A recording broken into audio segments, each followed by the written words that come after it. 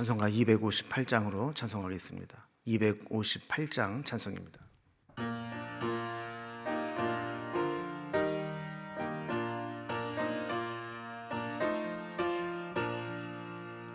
샘물과 같은 보혈은 주님의 피로다.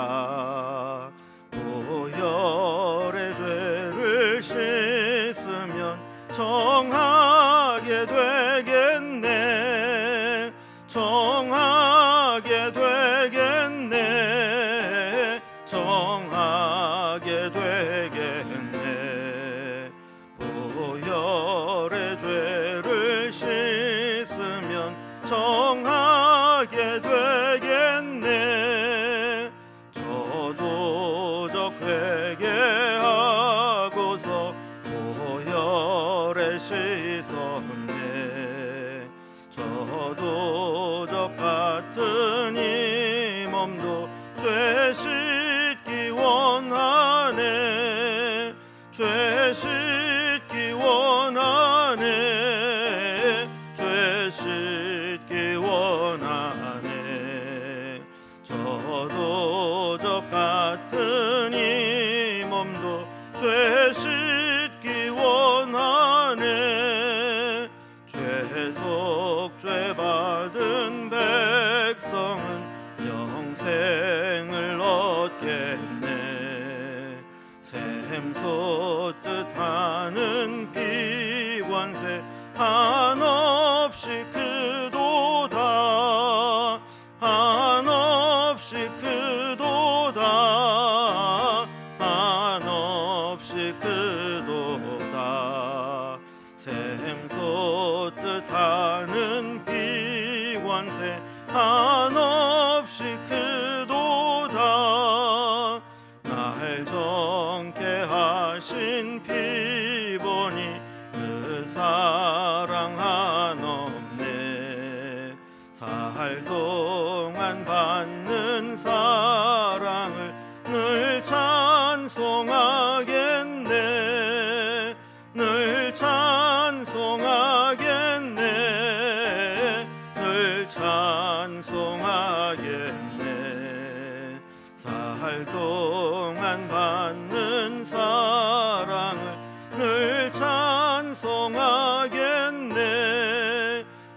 이후에 천국 올라가 더 좋은 노래로 날 구속하신 은혜를 늘 찬송하겠네. 늘 찬송하겠네. 늘 찬송하겠네. 날 구속하신 은혜를 늘 찬송하겠네.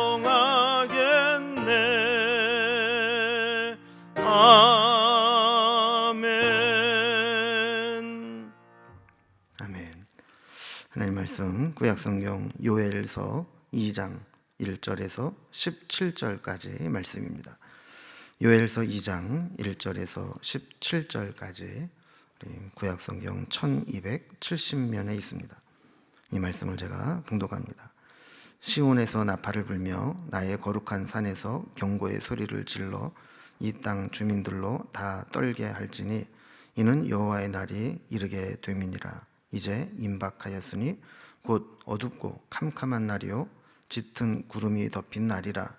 새벽빛이 산꼭대기에 덮인 것과 같으니 이는 많고 강한 백성이 이르렀음이라. 이와 같은 것이 옛날에도 없었고 이후에도 대대에 없으리로다. 불이 그들의 앞을 사르며 불꽃이 그들의 뒤를 태우니 그들의 예언의 땅은 에덴 동산 같았으나 그들의 나중 땅은 황폐한 들 같으니 그것을 피한 자가 없도다. 그의 모양은 말 같고 그 달리는 것은 기병 같으며 그들이 산 꼭대기에서 뛰는 소리는 병거 소리와도 같고 불꽃이 건불을 사르는 소리와도 같으며 강한 군사가 줄을 벌이고 싸우는 것 같으니 그 앞에서 백성들이 질리고 무리의 낯빛이 하얘졌도다. 그들이 용사같이 달리며 무사같이 성을 기어오르며 각기 각 자기의 길로 나아가되 그 줄을 이탈하지 아니하며 피차에 부딪히지 아니하고 각기 자기의 길로 나아가며 무기를 돌파하고 나아가나 상하지 아니하며 성중에 뛰어 들어가며 성 위에 달리며 집에 기어오르며 도둑같이 창으로 들어가니 그 앞에서 땅이 진동하며 하늘이 떨며 해와 달이 캄캄하며 별들이 빛을 거두도다. 여호와께서 그의 군대 앞에서 소리를 지르시고 그의 진영은 심히 크고 그의 명령을 행하는 자는 강하니 여호와의 날이 크고 심히 두렵도다. 당할 자가 누구랴.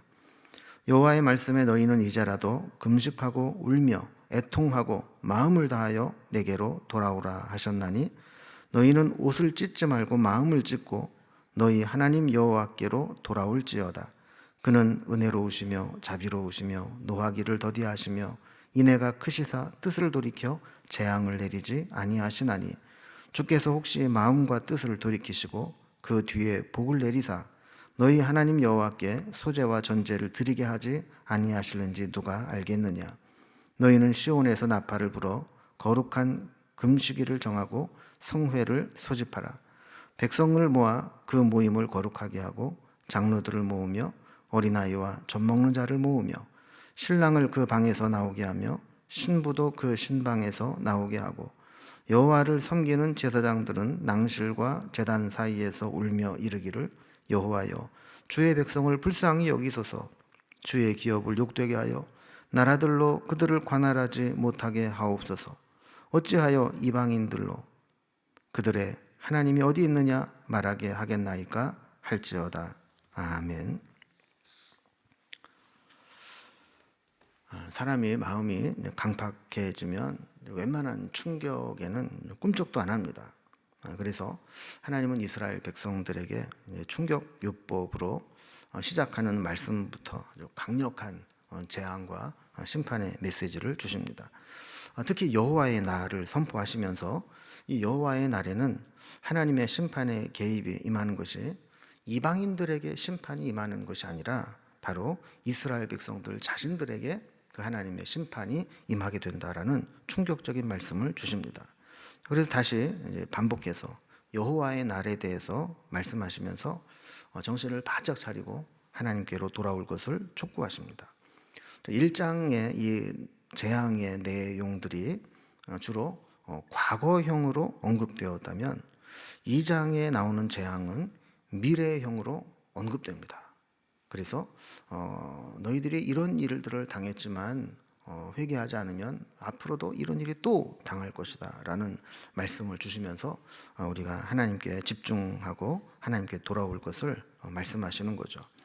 오늘 본문의 말씀을 좀 단락별로 구분을 해보면 먼저 앞에 임박한 심판의 날, 여호와의 날에 대한 경고의 말씀을 줍니다. 그리고 3절에서 11절까지는 하나님의 심판으로 보내는 주의 군대, 메뚜기 떼와 같은 이 주의 군대가 어떠한 모습으로 다가오는가를 보여줍니다.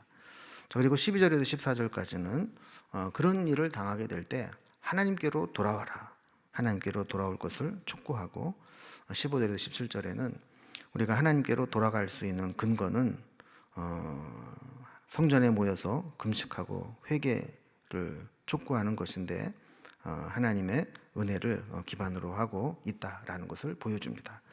이제 단락별로 좀 살펴봅니다. 먼저 임박한 심판의 날, 이 여호와의 날에 대한 경고의 메시지입니다. 우리가 어제 말씀을 살펴보면서 요엘서의 가장 중요한 개념 중에 하나가 여호와의 날이다 그랬습니다. 2장을 시작하면서도 여호와의 날이 다시 나옵니다. 1절을 보면요, 시온에서 나팔을 불며 나의 거룩한 산에서 경고의 소리를 질러 이 땅 주민들로 다 떨게 할지니 이는 여호와의 날이 이르게 됨이니라. 이제 임박하였으니 그랬습니다. 자, 여호와의 날이 이제 임하였기 때문에 나팔을 불고 경고의 소리를 질러서 모든 사람에게 듣게 하라는 겁니다. 마치 이제 경계 경보를 울렸다가 이제 공습 경보로 바뀌면서 하나님의 심판이 이제 시작되었다, 시작될 것이다 하는 그런 경고의 메시지를 보내라는 것입니다. 2절에 보면 곧 어둡고 캄캄한 날이요 짙은 구름이 덮인 날이라.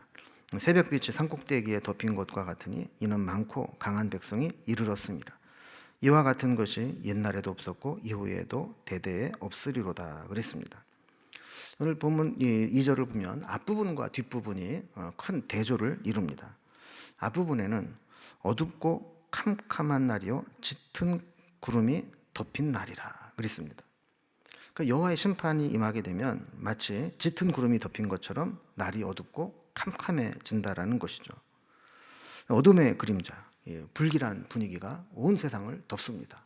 그런데 그 뒤를 보면 정반대의 분위기가 됩니다. 새벽빛이 산꼭대기에 덮인 것과 같으니 이는 많고 강한 백성이 이르렀음이라 그랬습니다. 심판의 집행자가 되는 세력들이 새벽빛처럼 그 땅을 덮어옵니다. 그러니까 어두움이 있던 산에 새벽빛이 여명이 딱 밝아오게 되면 모든 땅에 어둠이 물러가고 빛이 임하게 되듯이 심판의 대행자가 되는 여호와의 군대가 그렇게 새벽빛이 산꼭대기에 덮인 것과 같이 많고 강한 백성들이 임하게 될 것이다. 전무후무한 그런 공격을 받게 될 것이다 하는 것입니다. 자, 두 번째 단락은 그럼 이렇게 하나님의 심판의 집행자로 오는 이 메뚜기 떼와 같은 주의 군대가 임하게 되는데 그들이 어떤 모습으로 오는가를 말씀합니다. 자, 3절 이후에는 아까 2절 뒷부분에 새벽빛이 날이 밝아지면서 덮이는 것과 같이 임하게 된다 그랬습니다. 1장에서 온 세상을 뒤덮은 메뚜기 떼를 연상케 하는 것들이죠. 3절을 봅니다. 불이 그들의 앞을 사르며 불꽃이 그들의 뒤를 태우니 그들의 예전의 땅은 에덴 동산 같았으나 그들의 나중의 땅은 황폐한 들 같으니 그것을 피할 자가 없도다 그랬습니다.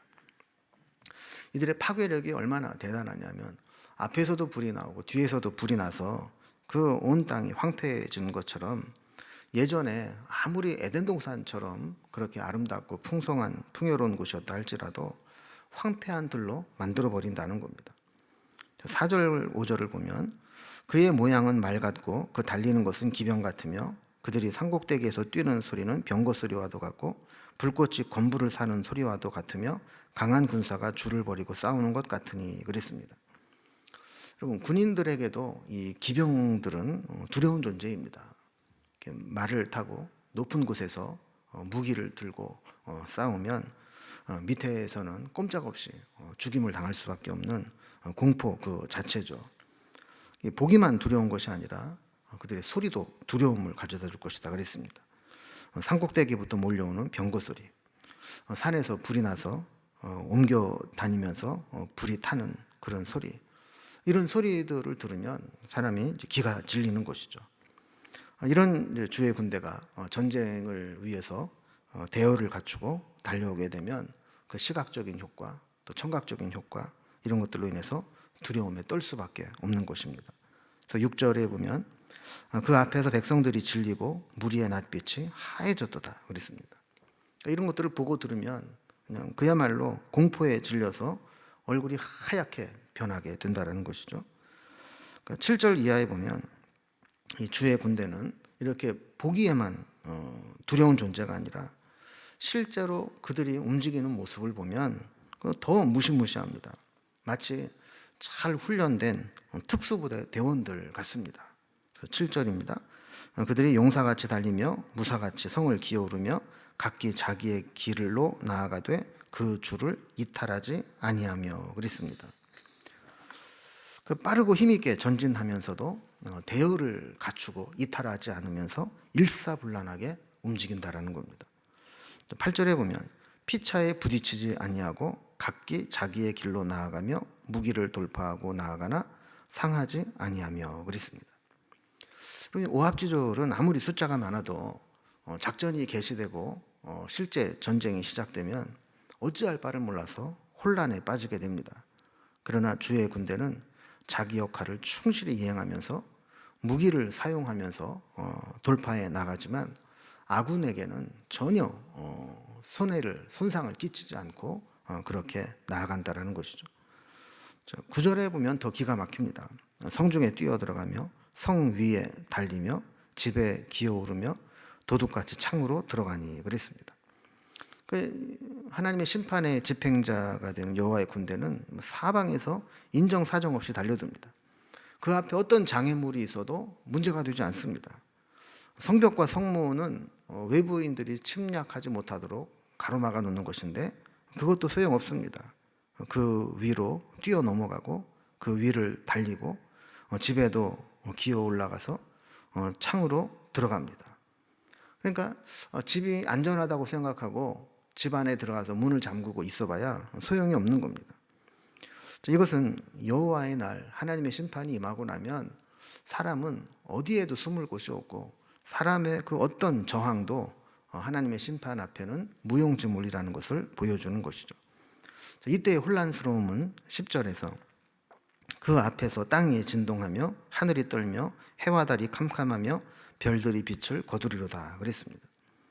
마치 우주적 혼란과 무질서가 생겨나는 것과 마찬가지로 하나님의 창조 질서에 의해서 일정하게 운행되던 이 땅의 질서와 천체의 질서가 큰 혼란을 겪을 정도로 그렇게 두려움에 빠지게 될 거라는 겁니다. 그래서 11절에 보면 여호와께서 그의 군대 앞에서 소리를 지르시고 그의 진영은 심히 크고 그의 명령을 행하는 자는 강하니 여호와의 날이 크고 심히 두렵도다. 당할 자 누구랴 그랬습니다. 여호와의 날에 임할 심판의 심각성을 이야기한 후에 이 결론은 이 하나님의 심판이 임하고 나면 너무 크고 두렵기 때문에 당할 자가 없다는 겁니다. 사람의 힘으로는 막아낼 재간이 없다라는 것이죠. 그럼 남은 게 뭡니까? 하나님의 심판 앞에 사람이 할 수 있는 게 아무것도 없다 그러면 누굴 찾아야 돼요? 하나님을 찾아야 되고 하나님께 돌아가야 된다라는 것을 말씀으로 연결하는 겁니다. 그래서 세 번째 단락은 하나님께로 돌아갈 것을 촉구합니다. 아무도 당할 수 없는 문제, 사람이 해결할 수 없는 문제, 이런 천하무적의 군대를 만나게 되면 유일한 방법은 하나님을 찾고 하나님께 돌아와 회개하고 하나님의 도우심을 구하는 것뿐입니다. 12절에 보면 여호와의 말씀에 너희는 이제라도 금식하고 울며 애통하고 마음을 다하여 내게로 돌아오라 하셨나니 그랬습니다. 그럼 여기 여호와의 말씀에라고 하는 것은 하나님이 해결책을 주시겠다는 겁니다. 이런 심판의 대행자도 보내시지만 하나님께는 그 심판을 해결할 수 있는 해결책이 있다라는 거예요. 또 이제라도 그랬어요. 이제라도라는 것은 아직 늦지 않았다는 겁니다. 아직 기회가 있다는 겁니다. 우리가 하나님의 심판을 받을 정도로 그렇게 영적으로 무뎌지고 하나님을 떠났지만 이제라도 하나님께 돌아오게 된다면 아직 기회가 있다는 겁니다. 이런 하나님의 충격적인 여호와의 날에 임하는 심판 앞에서 우리가 금식하고 울고 애통하고 마음으로 전심으로 하나님께 돌아오기만 한다면 다시 회복될 수 있는 기회가 있다라는 겁니다. 저는 이 말씀을 보면서 우리가 그런 생각을 했습니다. 우리는 정말 이제라도 하나님께 돌아가야 되겠다 하는 절박감이 있는가?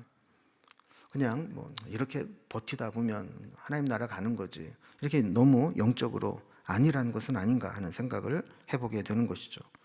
오늘 말씀과 같이 우리도 이제라도 금식하고 울고 애통한 마음으로 전심으로 하나님께 돌아가는 그런 우리의 신앙적 결단이 필요하리라고 믿습니다. 13절에서 다시 강조합니다. 너희는 옷을 찢지 말고 마음을 찢고 너희 하나님 여호와께로 돌아올지어다. 그는 은혜로우시며 자비로우시며 노하기를 더디하시며 인애가 크시사 뜻을 돌이켜 재앙을 내리지 아니하시나니 그랬습니다. 여러분 이제 유대인들은 회개한다 그럴 때 슬프다 그럴 때 옷을 찢는 퍼포먼스를 했습니다. 그러나 이렇게 옷을 찢는 외형적인 형식적인 이 회개 이게 중요한 것이 아니라 하나님이 원하시는 것은 우리의 마음을 찢는 거예요. 우리 마음 중심 깊은 곳에서부터 통회하고 회개하고 가슴을 치면서 하나님께로 돌아가는 것. 하나님은 우리에게 회개할 근거를 제시해 주십니다. 만약에 우리가 아무리 회개를 해도 하나님이 회개를 받아주지 않으시면 회개할 필요가 없는 거죠. 그러나 하나님은 우리의 회개가 대단해서가 아니라 하나님 자신이 용서하시는 하나님이시고 은혜가 있으신 하나님이시기 때문에 하나님께 돌아가면 하나님께서 마음을 바꾸신다는 거예요. 그래서 그 뒤에 있는 말씀 다시 봅니다. 그는 은혜로우시며 자비로우시며 노하기를 더디하시며 인애가 크시사 뜻을 돌이켜 재앙을 내리지 아니하시나니 그랬습니다. 하나님의 성품 자체가 은혜와 자비의 성품이시기 때문에 우리가 하나님께로 돌아가기만 한다면 하나님은 우리를 받아주실 거라는 거죠. 14절 말씀 봅니다. 주께서 혹시 마음과 뜻을 돌이키시고 그 뒤에 복을 내리사 너희 하나님 여호와께 소제와 전제를 드리게 하지 아니하실는지 누가 알겠느냐 그랬습니다. 그리고 이 말은 어법상 번역하면서 우리가 오해하기 쉬운데, 혹시 이렇게 될지 누가 알겠느냐라고 한 것은 희박한 가능성을 염두에 두면서 혹시 모르니까 해봐라 이런 뜻이 아닙니다. 너희가 지금까지 그렇게 하지 않아서 이런 결과를 보지 못했기 때문이지, 지금이라도 만약에 이렇게 한다면 하나님이 약속하신 결과를 받을 것이다, 이런 의미입니다. 그래서 너희가 회개하고 돌이켜 하나님께로 돌아오면 하나님은 반드시 심판의 뜻을 돌이키시고 오히려 심판을 바꾸어서 복을 내리실 것입니다. 그래서 지금까지는 소제와 전제를 드리고 싶어도 소제와 전제를 드릴 수 있는 재물이 없고 형편이 못 돼서 하나님 앞에 나와 예배드리지 못했는데, 이제 이전과 같이 마음껏 하나님 앞에 소제와 전제를 드릴 수 있는 그런 상황으로 만들어 주시겠다는 거예요.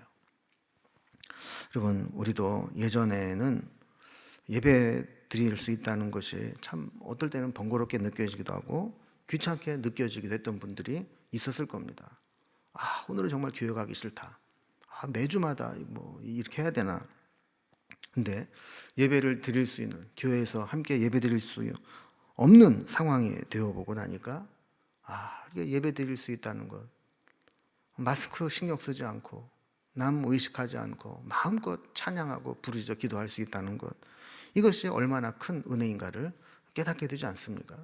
그러니까 하나님도 우리가 이제라도 하나님께 돌아가면 그 은혜를 다시 회복시켜 주시겠다라는 겁니다. 특별히 마지막 단락에 보면 성전에 모여서 금식하고 회개할 것을 촉구합니다. 여러분, 이 참된 신앙의 회복은 예배의 회복으로 나타나게 됩니다. 특히 성전에서 하나님 앞에 드리는 예배, 이것이 정말 귀하다는 것을 느끼게 됩니다.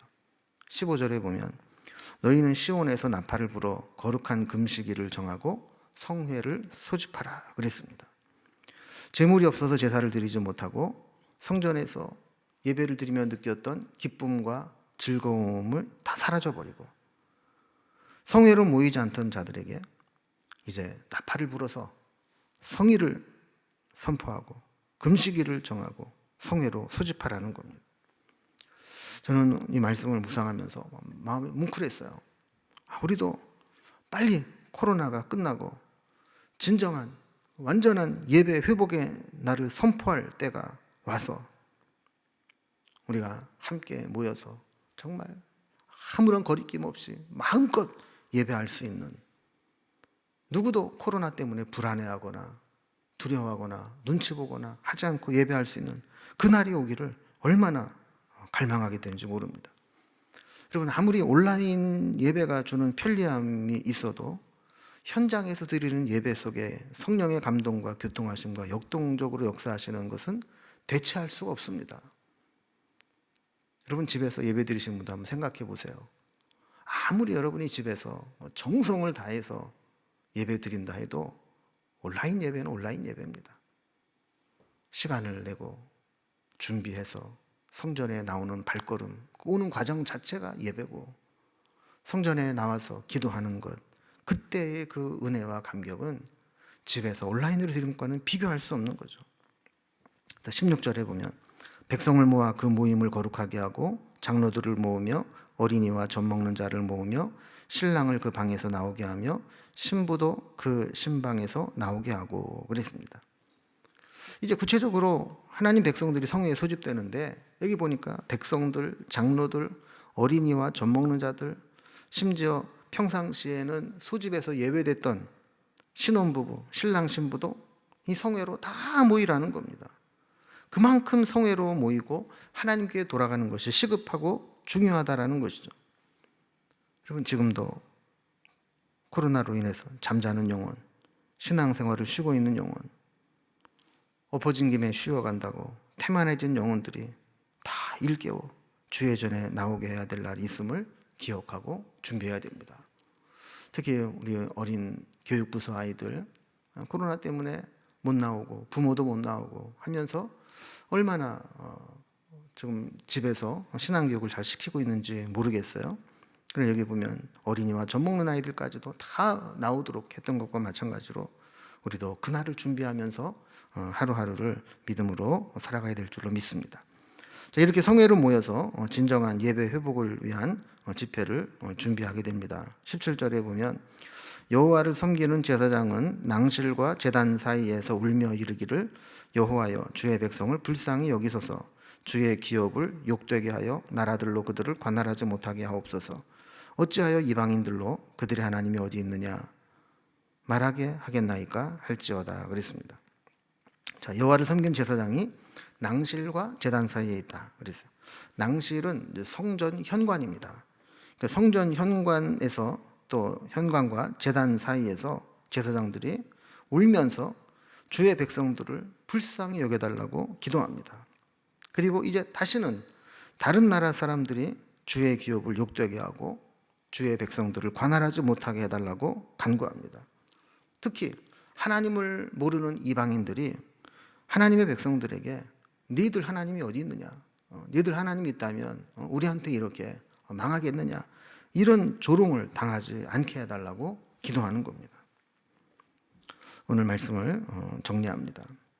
여러분, 아무리 하나님의 심판의 대행자가 우리에게 재난과 고난을 가져다 준다 할지라도 하나님은 이제라도 울며 돌아오라고 말씀합니다.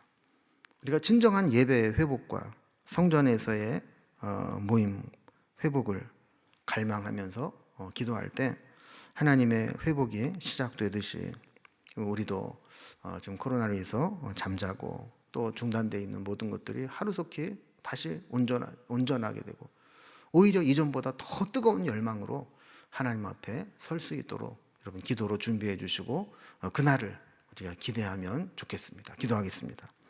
하나님 아버지, 여호와의 심판의 날에 심각한 고통에 우리가 시간을 보내겠지만 하나님은 그 고통이 목적이 아니고 이제라도 하나님께 돌아오기를 원하시는 부르심의 사인인 것을 우리가 알게 되었습니다. 코로나로 인해서 오랜 동안 영적으로 나태해지고 잠들어 있던 영혼들이 있는데 이제라도 하나님께 돌아갈 수 있도록 인도해 주시고 지금 이 땅에 코로나로 인해서 주의 성전을 나오지 못하고 또 나오지 않는 것을 당연하게 여기면서 영적인 뜨거움이 식어버리고 나태해져 영적인 잠에 빠져있는 이들이 있지는 않은지 돌아봅니다. 특별히 우리 다음 세대 교육부서 아이들이 오랜 시간 동안 제대로 된 신앙교육을 받지 못하고 있습니다. 가정에서 우리 아이들 신앙으로 잘 지도할 수 있도록 도와주시고 이 일로 인해서 영적으로 회복되는 그런 은혜가 일어나게 하여 주옵소서. 우리가 또 영적으로 깨어있기를 위해서 다니엘 세일의 특별 기도회를 하고 있습니다.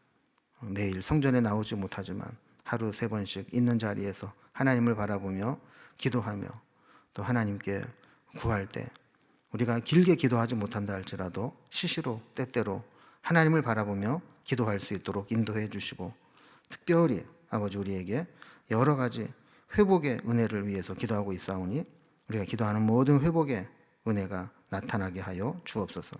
특별히 지도자의 회복을 위해서 기도합니다.